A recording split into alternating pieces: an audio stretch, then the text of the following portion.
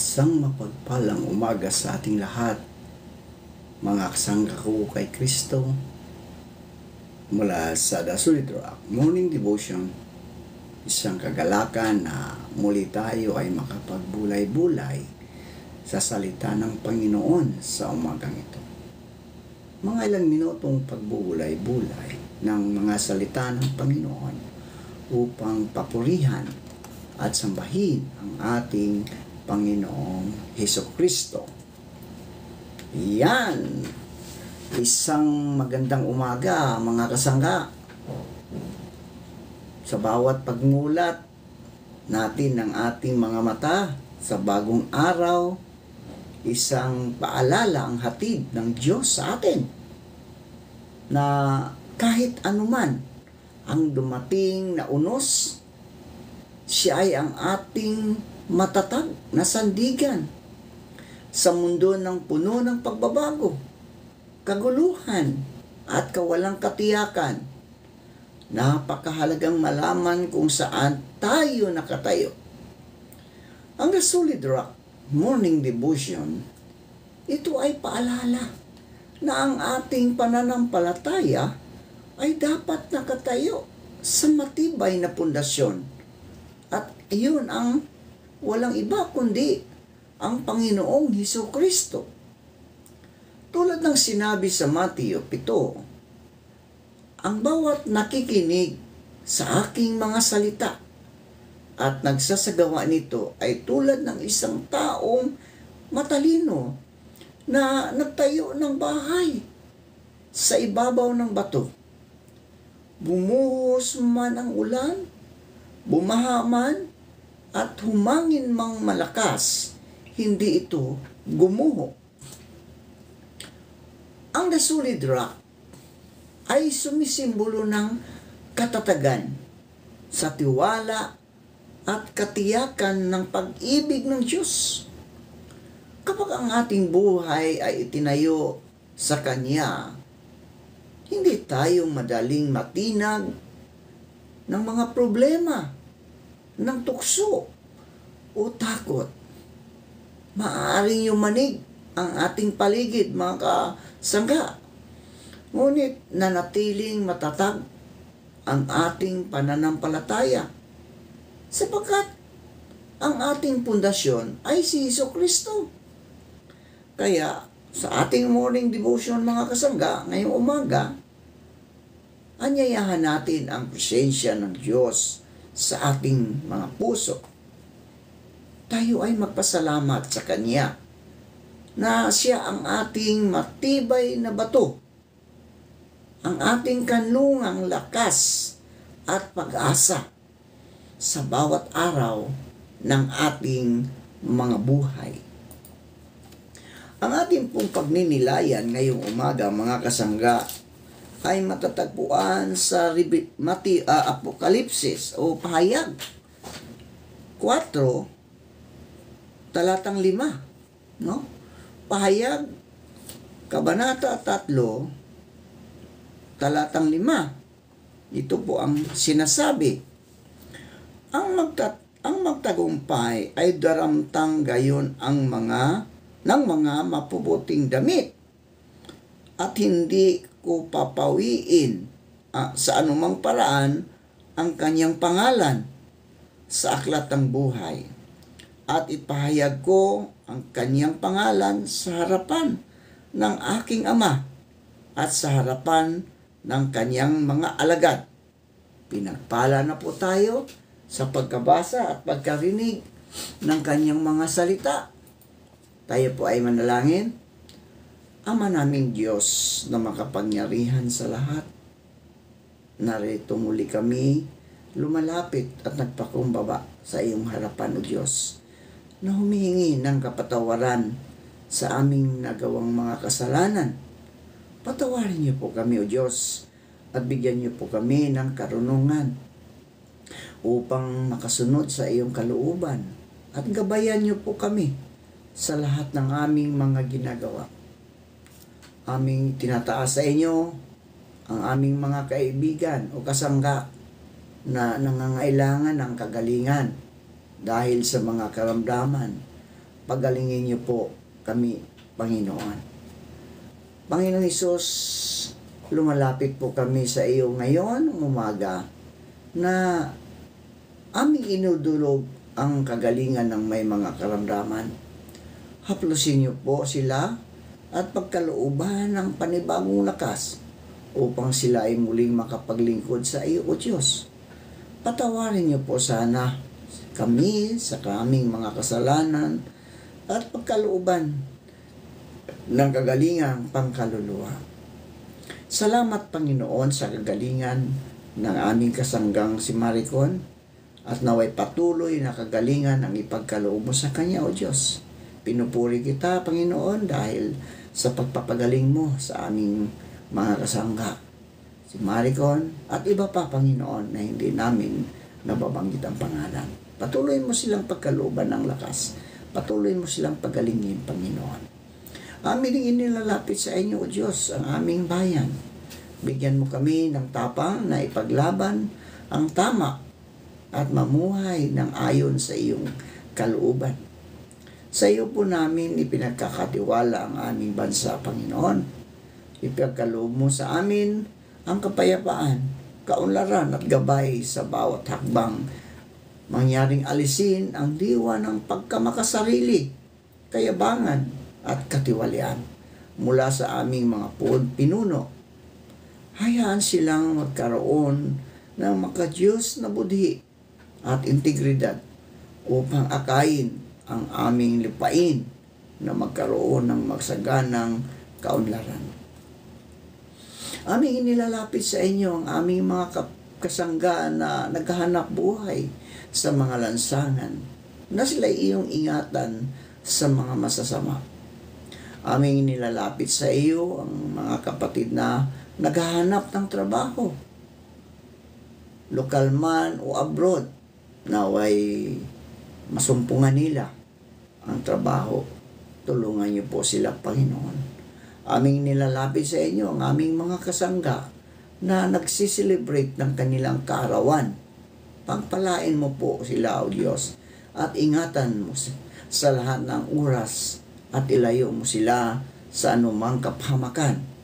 Gayon din sa mga nagsiselebrate ng wedding anniversary. Pagbuklurin mo sila ng pag-ibig upang maranasan nila ang pag-ibig na mula sa aming Panginoong Jesucristo. Salamat sa mga katugunan sa aming mga panalangin sa pangalan ng Ama at ng Anak at ng Banal na Espiritu Santo. Amen. Ang talatang ito mula sa mensahe ni Jesus sa iglesia ng Sardes ay puno ng pag-asa, babala at pangakong may bigat ng kawalang hanggan. Sa likod ng maikling salita ay naroon ang isang malalim na paanyaya.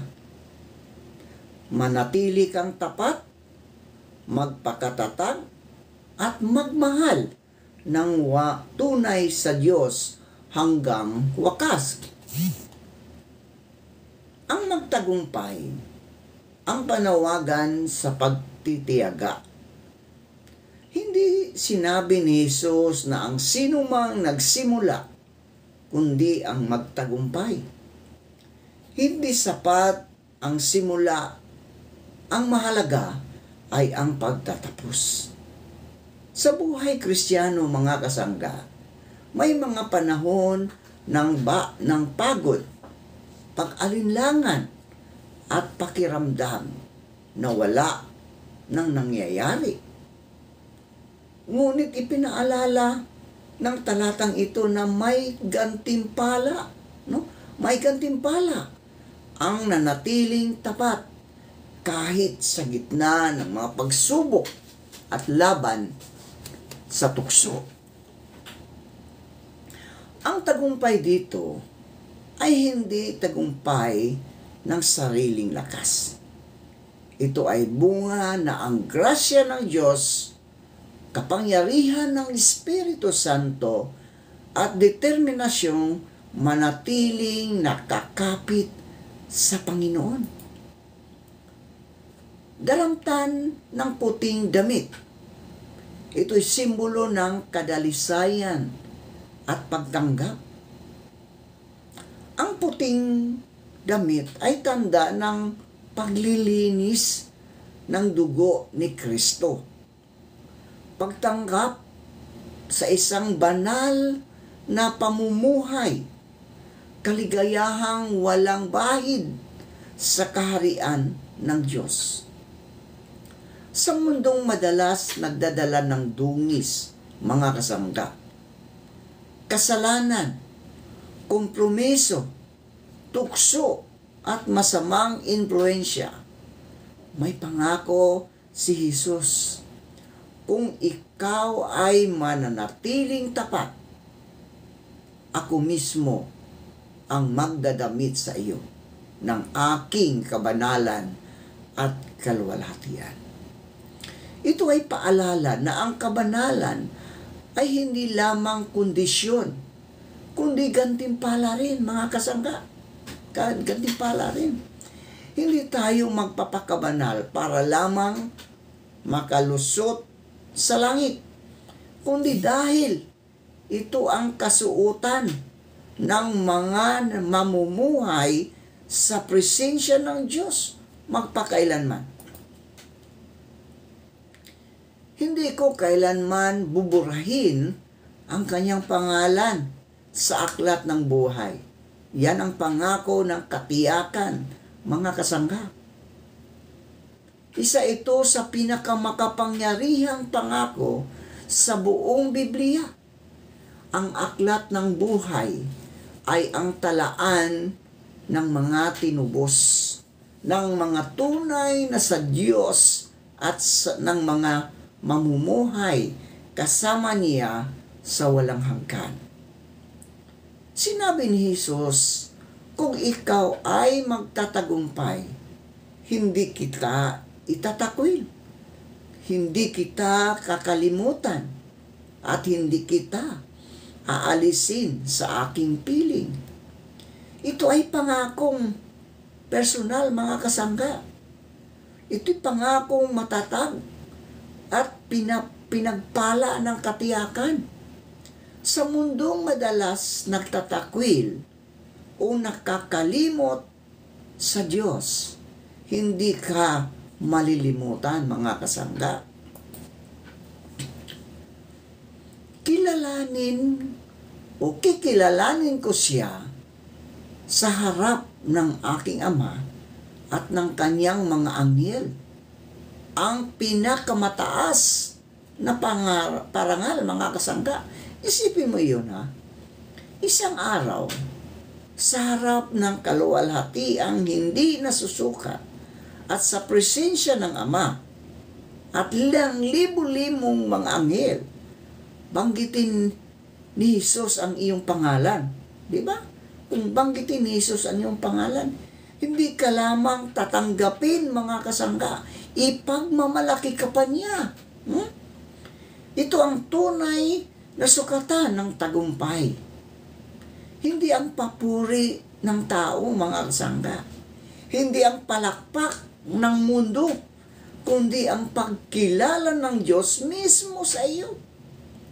So ito ang gantimpalang hindi kayang ibigay ng anumang propesyon, anumang diploma o posisyon o kayamanan ang pagpaparangal ni Kristo sa isang tapat na anak.